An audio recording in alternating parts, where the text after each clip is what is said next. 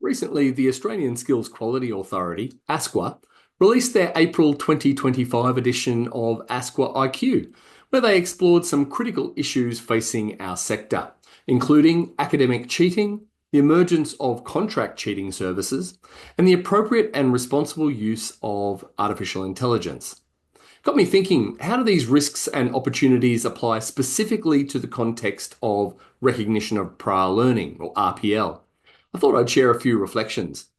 ASQA rightly points out that academic cheating is a growing regulatory risk, especially with the rise of AI tools and contract cheating services. In traditional training, cheating might show up in written assessments or online exams, but in RPL, the risks look a little different. In RPL, we rely heavily on prior documents, work portfolios, claims of experience, and some third-party evidence. And that may create a unique vulnerability. Students might submit work samples they didn't actually produce. They might use AI to generate evidence that seems credible, but doesn't reflect genuine workplace performance. Or third-party reports could be fabricated or manipulated. The risk isn't just about plagiarism, it's about authenticity of experience. And that challenges the very core of what RPL is meant to do, and that is validate real-world skills and knowledge. ASQA shares some helpful tips for detecting academic cheating, things like checking document metadata, looking for inconsistencies, and conducting supplementary oral questioning. In the context of RPL, that might mean conducting targeted competency conversations, so not just reviewing evidence on paper, but discussing how and when the skills were demonstrated.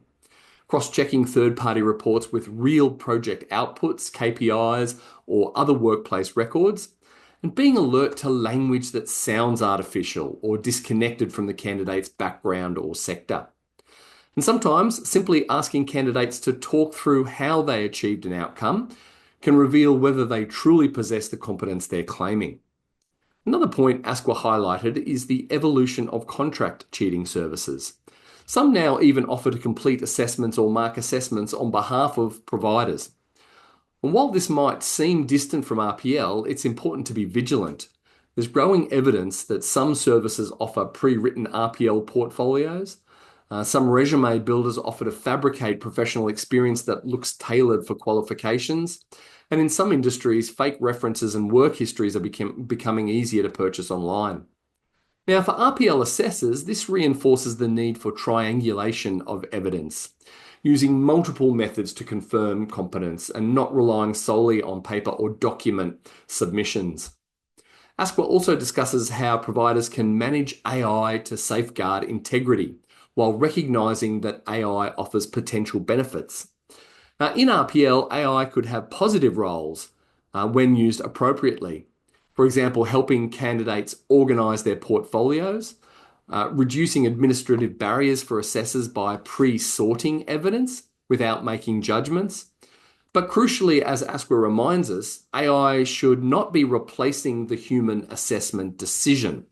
RTOs must comply with the principles of assessment, particularly validity and authenticity, and the rules of evidence. Assessments must still be based on genuine performance that reflects current, sufficient, and authentic capabilities. In short, AI can help, but it cannot decide. Only a trained assessor applying professional judgment can determine competence. So as I reflected on that ASQA's April 2025 update, it struck me that RPL space carries unique risks, but also unique opportunities for thoughtful innovation. If we stay grounded in our compliance obligations and remain vigilant to authenticity risks and use emerging tools like AI ethically and transparently, I believe RPL can continue to deliver strong, trusted outcomes, supporting learners and employers alike.